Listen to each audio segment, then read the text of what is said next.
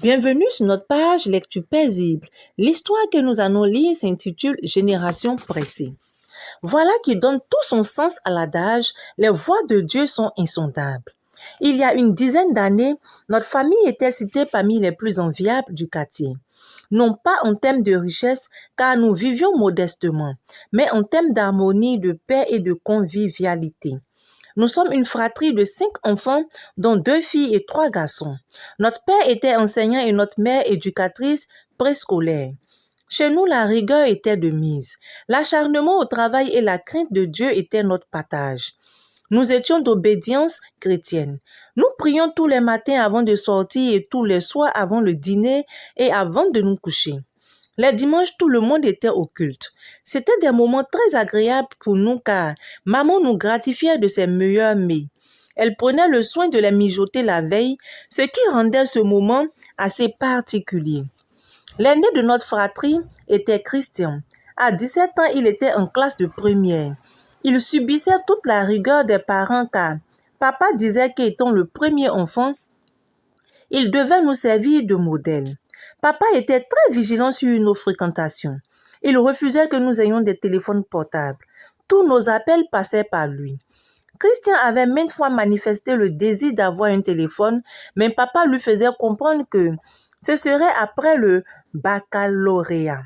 Christian trouvait cela frustrant quand il voyait tous ses amis manipuler des téléphones portables de dernière génération.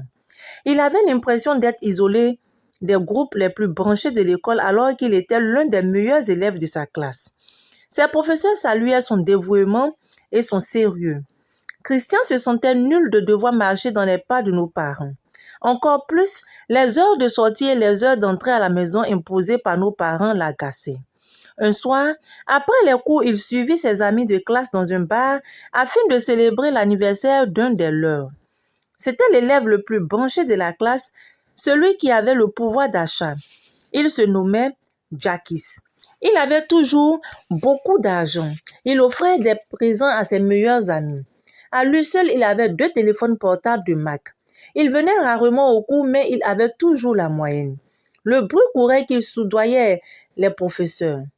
Les plus belles filles du lycée étaient à ses pieds. Il était subitement devenu l'idole de Christian. À la maison, mon frère ne parlait que de Jackis. C'est pourquoi il accepta avec joie son invitation au string bar. L'ambiance y était féerique et conviviale. Le champagne y coulait à flots. Chaque invité à cet anniversaire reçut en guise de cadeau un téléphone Android. Christian en était émerveillé. Il tenait son tout premier téléphone. Il ne reconnut plus ses camarades de classe. Tous avaient troqué leur uniforme contre des tenues très chics aux accessoires assortis. Seul Christian traînait encore avec son kaki. Ses camarades se moquaient de lui. Il voyait aussi les jeunes filles de la classe se pavaner en tenue très sexy. Difficile de faire la différence entre elles et les serveuses du bar. Le DJ distillait de la bonne musique sous le contrôle de Jackis dont il faisait les éloges. À chaque atalakou, il pleuvait sur lui des billets de banque. Tous se trémoussaient sur la piste de danse sauf Christian. Ayant remarqué son embarras, Jackis demanda à l'un de ses amis de trouver une tenue appropriée pour lui. 20 minutes plus tard, Christian était transformé. La bande à Jackis lui proposa du champagne et un cigare. Il joua le jeu car il leur devait bien cela. À l'heure habituelle, Christian n'était pas encore rentré. Le soir s'étirait. Papa et maman s'inquiétaient car c'était la première fois qu'il tardait autant. Jusqu'à 23 heures, notre aîné n'était toujours pas rentré. Maman pleurait. Papa comptait se rendre à la police lorsque je jugeais bon de tout leur avouer car je craignais qu'il lui soit arrivé quelque chose de grave. Papa se rendit au string bar. Il trouva Christian dans un état d'ivresse. Il fit un scandale terrible. Il informa le directeur de l'école. Tous les élèves qui avaient pris part à cet incroyable anniversaire furent renvoyés pour 1 semaine. Leur note de conduite fut amputée de 10 points. Christian fut encore puni par papa. Il avait néanmoins réussi à camoufler son téléphone et communiquer avec la bande à Jackis. Quand nos parents se rendaient au travail, il les rejoignait. Il en revenait toujours avec de nouveaux habits et des accessoires de luxe. Christian avait subitement changé. Le moindre reproche des parents le courrouçait. Il était même devenu rebelle. Maman s'en inquiéta profondément. Papa décida alors d'utiliser les grands moyens pour remettre notre grand frère sur les rails. C'était sans compter avec l'arrogance de celui-ci. Dès que papa se saisit de sa ceinture, Christian la lui arracha, puis la jeta avant de sortir à pas de course de la maison. Il rejoignit immédiatement la bande adjakis qui l'accueillit à bras ouverts. Il découvrit les arnaques que commettait la bande et s'y est accoutumé, et s'y est accommodé. Christian se familiarisa aussi avec d'autres fonctions d'Internet loin de celles que papa lui avait apprises avec acharnement. Avec ses connaissances de base, il s'imposa facilement au sein du groupe. Il prit le surnom de Diablo pour ses prouesses informatiques. Il s'investit à fond dans l'arnaque d'honnêtes citoyens. Avec ses nouveaux amis, il parcourait les boîtes de nuit, les bars et les endroits chauds de la capitale, en compagnie des plus belles filles. Ils avaient malheureusement tous quitté l'école. À la maison, c'était la désolation. Mes parents étaient persuadés que Christian avait été victime d'un sortilège. Ils accentuaient le rythme des jeûnes et prières.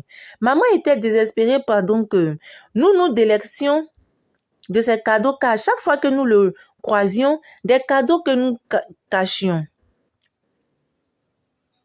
D'ailleurs, il s'était métamorphosé, il était devenu beau et raffiné dans ses tenues branchées et son style décalé. Nous nous éveillâmes quand il débarqua à la maison au volant d'une BMW rouge.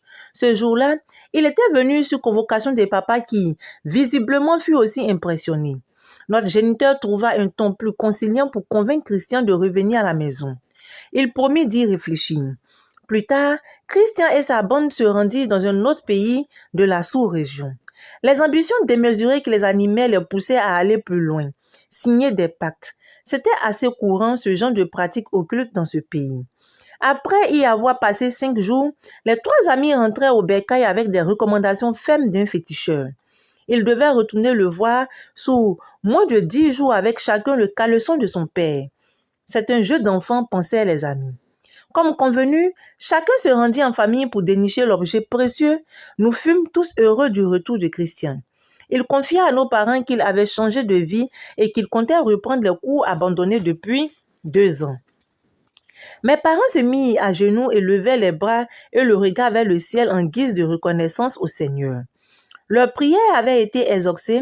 Maman pleurait de joie, Christian également. Je croyais fermement à ce changement radical car mon aîné s'était débarrassé de tous ses accessoires voyants et s'était aussi coupé les cheveux. La joie était revenue à la maison. 2 jours après, Christian eut l'occasion espérée pour passer à sa besogne. Nos parents étaient partis à leur occupation. Anna, Aline, Mac et moi étions au cours. Resté seul à la maison, Christian s'infiltra dans la chambre de papa et maman. Il prit un des dessous de papa qu'il mit soigneusement dans un sachet qu'il posa sur sa valise. Aux environs de 11 heures, papa eut l'idée de revenir à la maison pour discuter à huis clos avec le fils prodige. Quand il fut à l'intérieur de la maison, Christian était sous la douche. Il entra dans sa chambre avec l'intention de lui parler. Il découvrit là son caleçon. Il en conclut que c'était une confusion.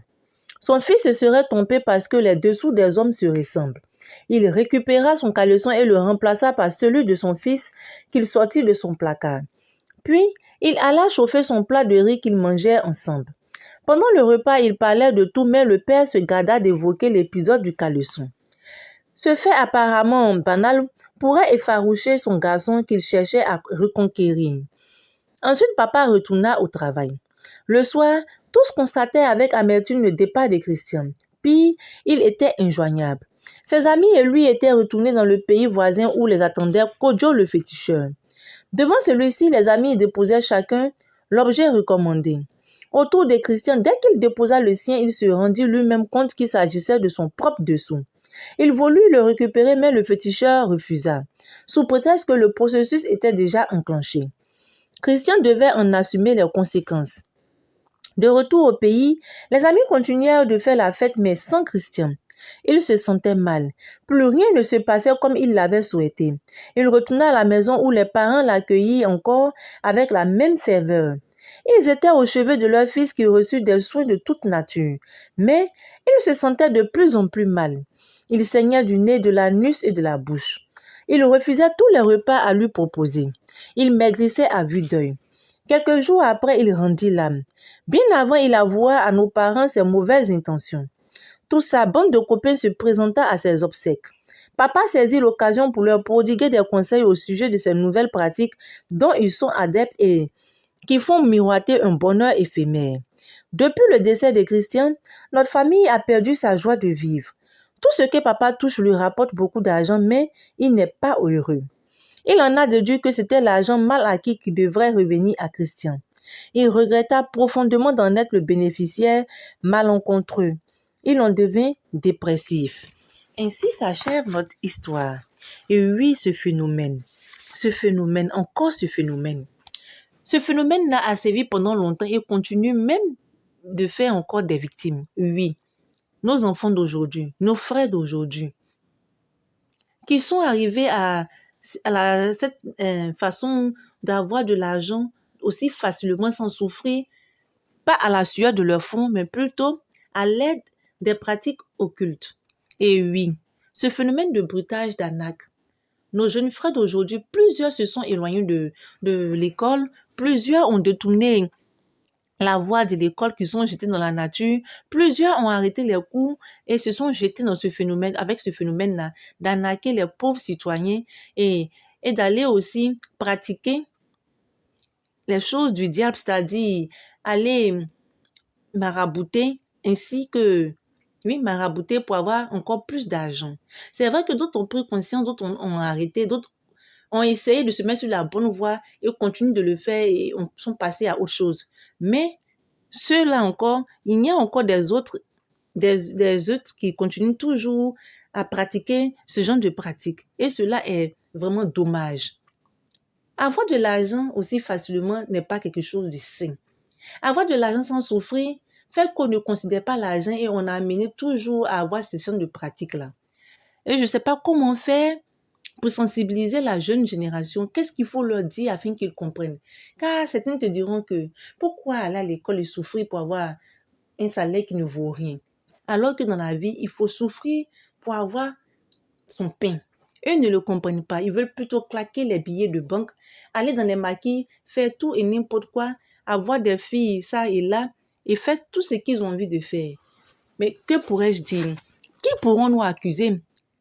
L'État qui est que nous, tout le monde, ou bien le gouvernement? Qui pouvons nous accuser? Les parents? J'en sais rien. Mais toujours est-il que cette pratique-là, on ne sait pas comment faire pour que nos enfants de maintenant, nos jeunes frères de maintenant, arrêtent. Avec sans compter ce phénomène de drogue qui prend aussi le part aussi cette pratique-là.